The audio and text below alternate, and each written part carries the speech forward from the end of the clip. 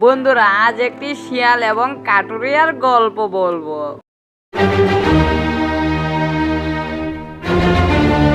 হে শিয়াল, তোমাদের বনে কি ভালো ভালো বড় বড় গাছ আছে? হ্যাঁ, আমাদের বনে তো অনেক বড় বড় গাছ আছে, কিন্তু তুমি কি এই গাছগুলো কেটে ফেলবে? হ্যাঁ, আমি যদি না কাটি তাহলে আমাদের সংসার চলবে কিভাবে? সবগুলো কাটবো না, শুধু বড় বড় দেখে কয়টা গাছ কাটবো যাতে আমার সংসারটা চালাতে পারি। ও আচ্ছা, তাহলে তুমি যেয়ে দেখো আমাদের বনে অনেক বড় বড় গাছ আছে, তুমি যেয়ে কেটে নিয়ে আসো। আচ্ছা ঠিক আছে, তাহলে আমি কাটতে যাব। ওইদিকে আবার শিয়ালটাও সে খাবার খুঁজতে চলে গেল। তখন ওই কাটুরিয়াটা একটি বনে গিয়ে দেখে অনেক বড় বড় গাছ। তখন সেখানে সে গাছ দেখে বলতেছে, হ্যাঁ এখানে তো অনেক বড় বড় গাছ। শিয়ালটা তো সত্যি কথাই বলেছে যে এ বনে অনেক বড় বড় গাছ আছে। এগুলো যদি আমি কেটে বিক্রি করি তাহলে তো আমার অনেক টাকা হবে, এবং কি সেই টাকা দিয়ে আমার সংসার ভালোভাবে চালাতে পারবো। না, এখন থেকে এ বন থেকে আমি ঘাস কেটে নিয়ে বাজারে বিক্রি করব। এটা বলে সে কাটতে শুরু করলো। ওইদিকে আবার ওই শিয়ালটা সে কাঁকড়া খেতেছে আর বলতেছে,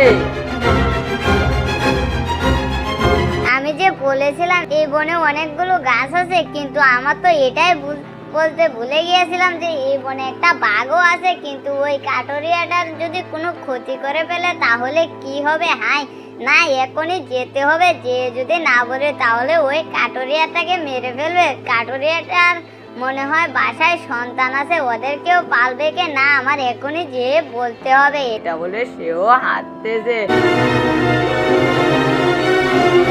ওইদিকে আবার কাটুরিয়াটা গাছ কেটে সে মাথাত করে নিয়ে যাচ্ছে। তখন শিয়ালটা তার সাথে আবার দেখা হলো। কাটুরিয়া, শুনো, তোমাকে একটা কথা বলতে ভুলে গিয়েছিলাম, সেজন্য আমি খাবার না খেয়ে চলে এসেছি। হ্যাঁ, কি কথা বলো আমাকে, যে কথাটা তুমি বলতে ভুলে গিয়েছিলে। কথাটা হলো, তুমি যে বন থেকে কাঠ কেটে নিয়ে এসেছো ওই বনে একটা বাঘ আছে। তোমাকে বলতে ভুলে গিয়েছিলাম, সেজন্য আমাকে ক্ষমা করো। তুমি চলে যাও আর এসো না। ও আচ্ছা, এখানে বাঘ আছে, বাঘকে আমি ভয় পাই না, তুমি চলে যাও, তোমার সমস্যা নাই। আমি বাঘকে ভয় পাই না, আমি প্রতিদিন কাটবো। না, বাঘটা অনেক ভয়ঙ্কর কিন্তু। আচ্ছা ঠিক আছে, কত বড় ভয়ঙ্কর বাঘ সেটা দেখা যাবে। তখন শিয়ালের কথা না শুনে সে চলে গেল। তখন শিয়ালটা বলতেছে, হাই, উপকার করতে গিয়েছিলাম কিন্তু উপকার হলো না। সে বলেছে নাকি বাঘটাকে সে দেখে নেবে।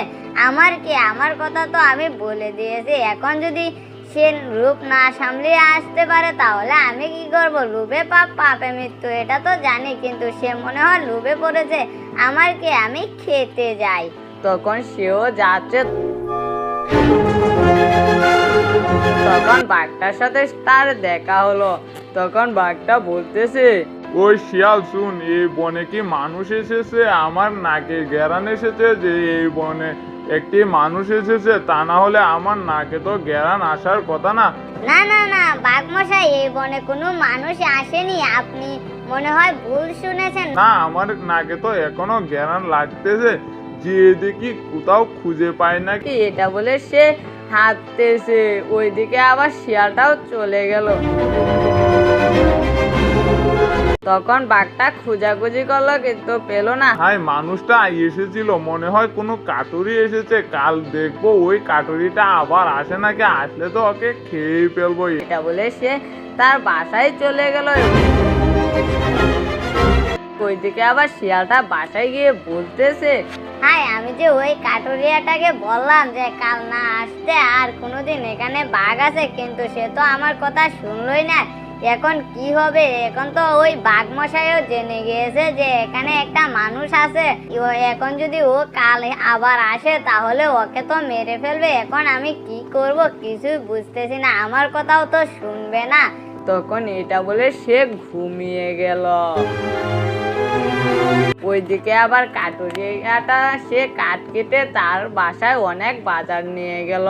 গিন্নি শুনো, আমি একটা বনে গিয়েছিলাম, সেই বনে গিয়ে দেখি অনেকগুলো কাঠ আছে। একটা শিয়াল আমাকে বলেছিল, কিন্তু শিয়ালটা আবার বলেছে নাকি সেই বনে একটা বাঘ আছে, কিন্তু আমি তো বাঘকে ভয় পাই না, আমি হলাম মানুষ, আমার সাথে তো বাঘ পারবে না। ওগো শুনো, তুমি যেও না, শিয়ালটা যখন বলেছে তুমি কখনো যেও না। ওই বাঘটা যদি তোমাকে কিছু করে ফেলে তাহলে আমরা কিভাবে থাকবো এবং কি আমাদের সংসার চলবে কিভাবে? না চিন্তা করো না, সমস্যা নাই, একটা কিছু ব্যবস্থা হবে। আমি কাল আবার যে গাছ কেটে নিয়ে আসবো, তা না হলে হবে না। রিস্ক যদি না নেই তাহলে জীবনে কিছু করতে পারবো না। এটা বলে তারা ঘরে চলে গিয়ে খাবার খেয়ে ঘুমিয়ে গেল।